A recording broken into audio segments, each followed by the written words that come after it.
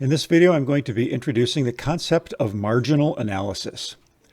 In economics, the term marginal is used to indicate the change in some benefit or cost when one additional unit is produced. For instance, the marginal revenue is the change in total revenue when one additional unit is produced. So let's do an example. So take a moment and read this first example. And then I'd like to do it from an algebraic point of view and then from a calculus point of view. Okay, so to do this problem from an algebraic point of view, what we need to do is figure out the revenue at 117 bikes. So our revenue equation, which we are given up here, we simply need to evaluate that at 117,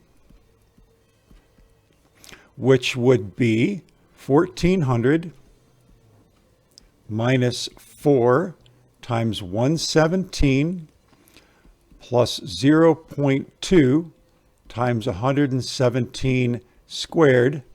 And when you go through and you calculate that, you should end up with 3,669.8.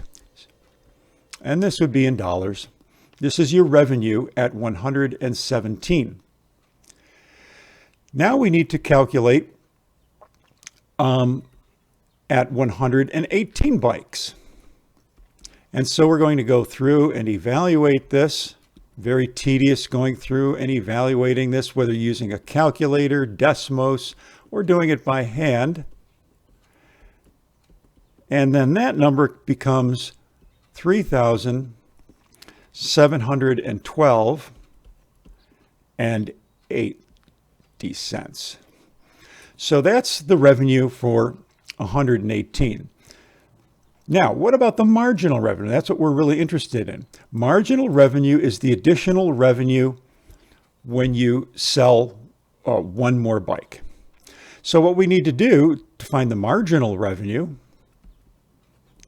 is take the difference between 118 and 117 bikes being sold and divide that by the number of the difference, which is 1, but I'm going to write that as 118 minus 117, which will come out to be 1, a difference of 1. And so we have 3712.8 minus 3669.8 all over 1, which comes to $43. And that answers our question. That is the marginal revenue. That is the additional revenue that the company makes by renting one more bike. Now, the reason that I wrote this equation out the way I did here is because this should look familiar. Okay, this should look somewhat familiar because this is our average rate of change formula. Average rate of change. And so we're used to seeing it as f of b minus f of a over b minus a. That's the way that we learned it. And that was the average rate of change. Well, when we developed the concept of the derivative, we took the average rate of change and we found the limit of the average rate of change as n approaches infinity. And we end up with the derivative. So the calculus technique involves derivatives. And so what we need to do this from a calculus technique is simply find the derivative of our revenue function, which would be r prime of q. Well, r prime of q is simply going to be negative 4 plus 0.4q. And now let's evaluate that at 117. Negative 4 plus 0.4 times 117. And this ends up being $42.80. Now notice that that was very similar to the answer that we got using algebra, but how much simpler it was. Using calculus makes so many things so much simpler. Really only off by 20%, 20 cents.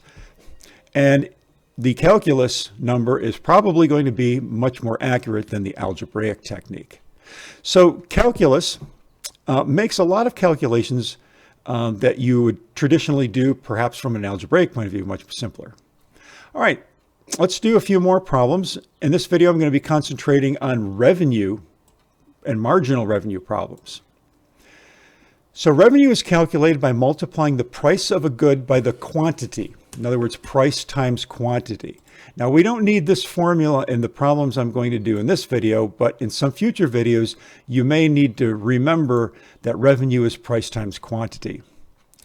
Marginal revenue is simply the derivative of the revenue function and can be interpreted as the revenue earned from producing one more item. So take a look at this example. I'll give you a moment to read it, and then let's go through and do it from a calculus point of view. Okay, to find the revenue of 111 spectrometers, we simply evaluate the revenue function at 111. And so that would be 157,842 minus 205 times 111 plus 91 times 111 squared. Now this is just finding the revenue. This does not involve calculus. And so the revenue would end up being 1,256,298. Now the calculus comes in to play when we're looking for the marginal revenue. So the marginal revenue is the derivative of the revenue function. And so the derivative of this function is going to be negative 205 plus 182x. That's the marginal revenue function. And now to find marginal revenue, we simply evaluate that. Oh, I put Q in here. I should have put an X in there. We evaluate that at 111. I have to erase that. That should be an X, and this should be at 111. So that's negative 205 times 182 times 111, and that ends up being 19,997. So what is this? This is the marginal revenue when 111 spectrometers have been produced. So the interpretation of this is if we produce 111 spectrometers, if we produce and sell one more, we will make an additional revenue of 19,997, which basically answers the next question. How much additional revenue can the company expect if it sells one more, or 112? Well, the answer is 19,997. So it's the same answer. It's more or less an interpretation of that. All right, one more problem. Take a moment and read this one. So this is very similar to the last problem. We want to find the revenue. Now, finding revenue, again, there's no calculus involved here. We simply have to take the revenue function and evaluate it at 113. And so that becomes 1185 minus 3 times 113 plus 0.3 times 113 squared. And doing this in Desmos, you're going to end up with 4676.7 7. And again, this is in dollars. That is the revenue when this company rents 113 bikes per day. Now the calculus, once again, comes in play with the marginal revenue. The marginal revenue function is going to be -3 plus 0.6 Q. And evaluating that at 113, we're going to obtain $64.80. So this is the marginal revenue when 113 bikes are rented. And the last question is, how much additional revenue can the company expect? Just as the last one, the answer is the same. It is the marginal revenue. Some people think it's a trick question because the answer to both of these is the same. This is just calculating the marginal revenue. The second question is to see if you understand the interpretation of the marginal revenue. So once again, marginal revenue is if I sell or if I rent 113 bikes per day, how much more revenue can this company make if it rents one more bike?